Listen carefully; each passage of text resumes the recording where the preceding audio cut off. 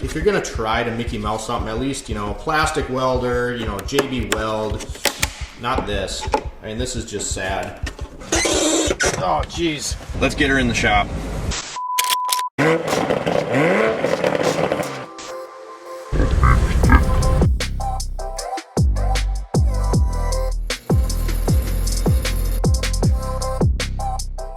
Alrighty guys, nothing too crazy planned today. We'll talk about this customer's 2002 Maxima. Was in for some ballast and headlight issues. Hasn't been the greatest day. I ended up leaving tools at the pick and pull. So anyway, I just wanted to kind of explain what's going on with this car, why HID bulbs suck, you know, that kind of thing, how my day's been going. And then I also found a little cool tool that maybe we'll show you. So let's get over to the Maxima and see what's going on with that. Alright, so here is a headlight housing for said Maxima. And first of all, this is the car. And these were actually super underrated cars. I had one. Mine had the 3-liter, the VQ30 in it. This obviously is a 3.5. These were good cars. They're relatively fast for what they are, and they were pretty luxurious. So these are actually complete assemblies, headlight assemblies that we got from the pick and pull today, and we're going to tell you why. So we come back to this housing. The ballasts on this headlight and the other one were absolutely cooked. They were making all sorts of noise, and the headlights weren't working, right? So twofold issue, the ballast was not working, and then also the bulbs were all smoky. I think, here they are. So I'll take a look at these really fast. And HID bulbs, man, they suck. I hate them because they're ungodly expensive. I can get this to focus. Probably not going to focus for you, but you can kind of look up in here where that little globe ball is inside there, and it's all smoked out. So the issue this car was having is this headlight, they both turn on, and then this one would flicker, sputter, and go out, and then shortly after this one was, and this would happen in about 20 seconds. So we went to the pick and pull, got these housings, and they came with the ballast on them, and the lady was like, it's like, you know, $45 a piece. So roughly $100, we got both of those replaced, and then we had to go and buy the expensive parts. So we got these whole housings, both of them used in fairly good condition compared to that one, for $100 roughly. These $202 through my commercial account. Why did we ever go to this? So now we have an expensive ballast that is prone to going bad. Acadias, I don't care what the car is, the ballasts eventually fail. And then we have these bulbs that are $100 a piece. Retail about $130 a piece. You know, that's going through my shop account. So absolutely stupid, absolute fail. I hate these things. This poor customer though, I mean, look at this. I don't know where she got this car from. That is actually just RTV. You know, like, if you're gonna try to Mickey Mouse something, at least, you know, plastic welder, you know, JB Weld, not this. I mean, this is just sad. RTV is not gonna hold this thing together. So, was already getting moisture in there, stuff like that. So, rather than spend, you know, $700 on ballast, we were able to get the whole housing, which is obviously much nicer than this, and fix that ballast issue at the same time. Unfortunately, not a cheap fix by any means. Oh, they did try to plastic weld here, but I don't know. This probably like fell in there maybe, or just fell off. I don't know. Regardless, this is about the cheapest way you could fix this thing, and it's a 2002 Maxima, so just trying to help the lady out. And this thing was cooked, guys. I mean, even right there.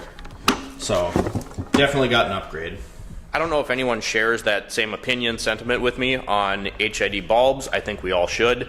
There just is a stupid idea. You know, now fortunately things are going to LED, but unfortunately a lot of it is all built into the housings now. So like Escalade, some of those kind of cars, you get a tail light that burns out, you're spending thousands of dollars to replace it. Like, what was the problem with incandescent bulbs? I really just don't get it. And I drive down the road and I'm getting radiation from some guy's headlights. I flash him thinking it's his brights, and then I get an x-ray and more radiation, because that was actually just his, you know, normal low beams. Make headlights incandescent again, please, for the love of God.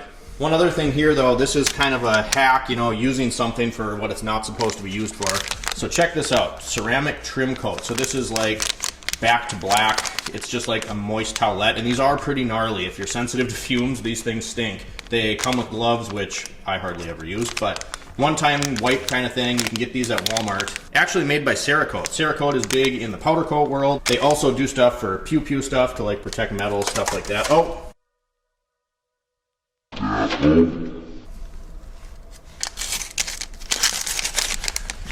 But what we're going to use this for right now is you can see these housings, while they're in pretty good condition, are very faded. Again, this is black plastic restoration is what this is meant to be for, but I'm going to do one and then just show you the difference.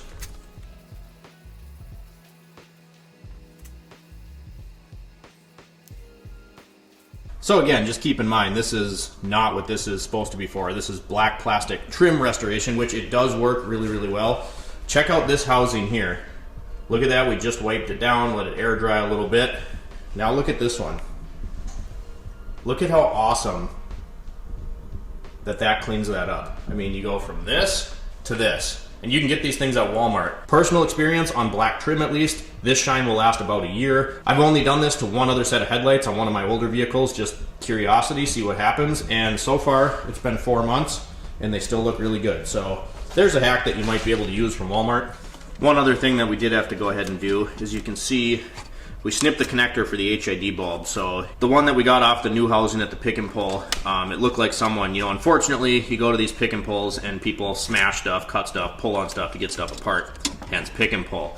But it was actually smashed up and like jammed over here. So we did transfer the pigtail connector for the new HID off this old one, but problem solved, car's good.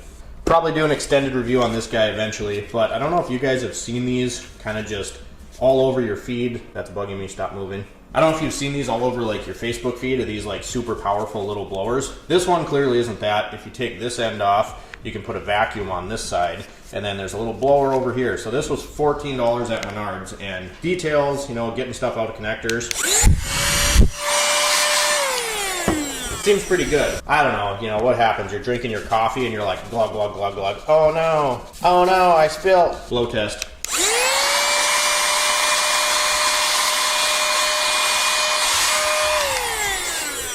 $14, some attachments, vacuum with the filter.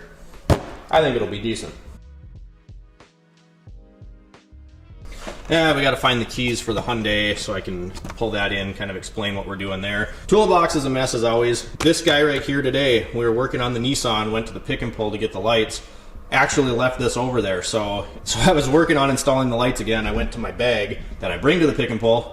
Impact gun wasn't in there. This is that new 550 foot-pound little stubby that I just got about 2 months ago with the batteries and the charger, about $550. So you can bet I had a little mini heart attack. I drove back to the pick and pull, walked back there, and it was still fortunately sitting under the hood. So it's been a day. We're gonna cut the sound once the door is up because, yeah, you'll see wind, gale force winds.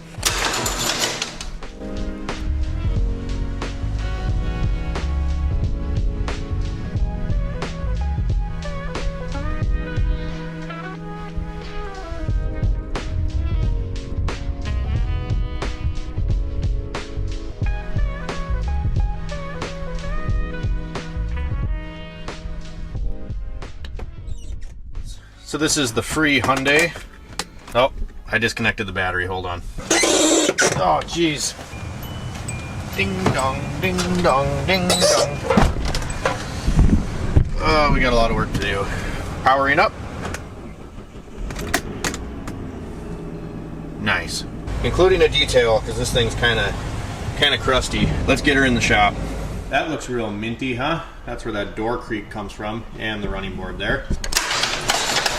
So again, this is our Hyundai. We'll get this opened up here. We're going to talk about this. Get you kind of... Oh yeah, that doesn't stay up.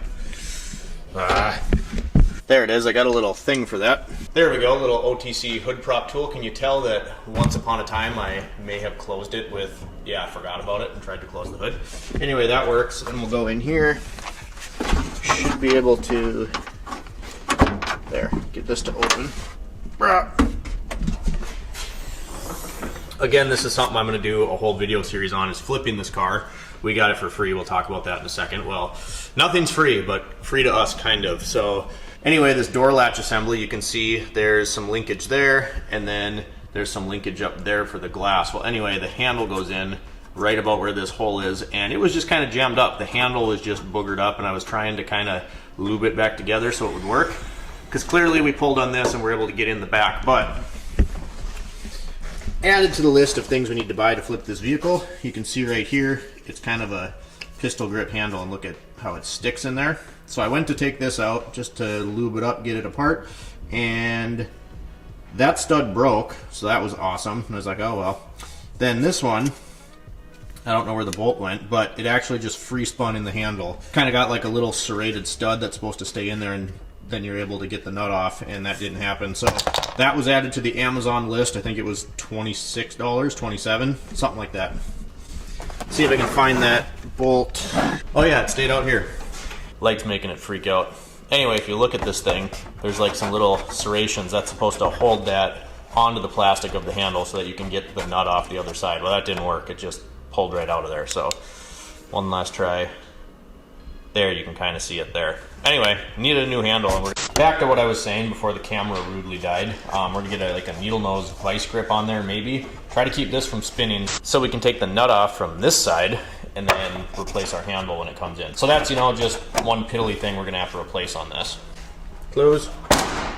You know, I could replace these struts as well for this glass, and you know, that would be great, but I don't think I'm going to, because this isn't like super crucial. If it was on the hood, I would probably do it, but all this stuff starts nickel and diming you to death. And the plan, the whole purpose of having this was to flip it to make a profit. Again, the plan is to document all this stuff. I'll throw a picture in here so you can kind of see what this wiper hardware looked like, particularly this one right here before we kind of cleaned it up a bit. So I did just sand these down, clean them off, degreased them, and then squirted a top coat of black on them just so they look better, you know, all this little stuff. The piece on the grill, and then I took the rest of that wipe we used on those headlights and just cleaned up these wipers. All this little stuff's just gonna add curb appeal. I just wanted to do something yesterday, and I don't know if any other YouTubers want to chime in, but when you're making videos and you're making content and you have these ideas and then you either don't have time to do the entire video that day in the shop, or the parts haven't shown up yet, it just kind of throws it off. Because sometimes you just want to work on something and then you're not able to. So anyway, we will take note of doing these pieces. I already had the paint, it was free. We're gonna get a running tally on the entire project and make separate videos, of course, for the Hyundai. So if you don't remember the backstory on this, we ended up getting this car because a Dodge Dakota got towed in, wasn't running. It had about 10,000 pine cones in it. We fixed a few wires. The guy's bill was $290, I believe, and he asked if I was interested in this car because he basically had it sitting around, didn't want it anymore. I mean, how cheap are you thinking? You know, you want to knock off part of your bill, whatever. And he kind of was like, honestly, if I don't have to pay my bill, you can have the car. So I cleaned up pine cones, rewired some camshaft position sensors. His bill was $290 and I got this car. So free, not necessarily, but this is capitalism. That's about as close as you can get to free, right? Nothing's ever free, but this is pretty close. So I did go ahead and I found a fender that is paint matched, same color used, of course, and the running board down there because that kind of got damaged in that mix. That was $165. I have that written down. Then I went ahead and checked the timing belt, and there's some micro cracking going on in there. So I went ahead and ordered an Aisin timing belt water pump kit that's going to give us tensioner, idlers, water pump, and the timing belt. If you didn't know, Aisin covers Honda, Toyota, and a lot of the Korean makes, you know, Kia and Hyundai, as per the OEM hardware that comes in on this. I did also order a cheap set of quick struts, and yes, I did go cheap. These are blown out completely. The strut mounts are moving around, making all sorts of noise. Springs are rusted up, and it floats around quite a bit as you drive. Now, we're looking to spend as little as possible getting this thing to be a fairly clean, reliable driver for someone to purchase, and we want to make a profit on it, right? It's a waste of time in the shop, time and effort, if we're not going to make a profit. So I did cheap out on the struts, I will tell you that. They're a no-name Chinesium strut. Internal engine components, and I will tell you I was tempted because when I bought the struts, they also had a timing belt water pump kit with all those same parts, idler, tensioner, water pump, same Chinesium brand for $75. And I was like, I can't do it. I can't in good conscience put junk parts inside the engine and then sell it to someone, have the water pump leak in 2,000 miles, have the timing belt snap, tensioner fail. Just not a good idea. So we did go ahead and get that quality timing belt water pump set up for this. The parts should be coming in this week sometime. Then it'll just be finding the time I can actually have this in the shop for a day. Might end up coming in on a weekend to film it and get that all done. Then we'll focus on the detail, getting it cleaned up, get some of these piddly little things out of the way just to make it more appealing. Probably do a headlight restoration. I do want to show you one more piece because sometimes the thing I struggle with doing flips like this is how far do you go? You know, how far do you go? Do you just make it reliable? How much actually matters to the customer? So give me your opinions on this. Walking back to this corner of the car, this is really the only rust on the entire car to speak of. It's on this side, also same spot on the other side. So what I was thinking is I could cut this out, patch it, and then I could run a little monster liner fender flare, so to speak, like right here, probably match it up on the new fender so you'd have monster liner accent, and then do the same thing on the other side. But it's like, does this really matter? Is it gonna help it sell better? I don't know. You know, I mean, obviously if this was my car, this would bug me, and I think that's the perspective I'm coming from. I don't know if I should just leave this alone or if I should clean it up. It really would take pretty minimal effort to fix this and make it look a lot better. So that's what I had for you today, you guys. I would have brought you to the pick and pull and let you see that because I think those are fun clips to do, but it is so windy outside, it absolutely would not have worked. So got the customer's car done, that's all cleaned up. She's gonna come pick it up here in a little bit. I'm gonna keep game planning for this, kind of contemplate that little rusty area in the back. And again, we're gonna have a whole video series. I don't know if it'll be 1 or 2 videos, maybe even 3 with that timing belt, but we're gonna document doing this entire thing, figure out exactly how much we spent, how much time we have into it, and then what we can sell it for a profit. If you guys enjoyed today's video, please drop me a comment down below, like and subscribe if you have not already, and as always, thanks for watching. We'll see you next time.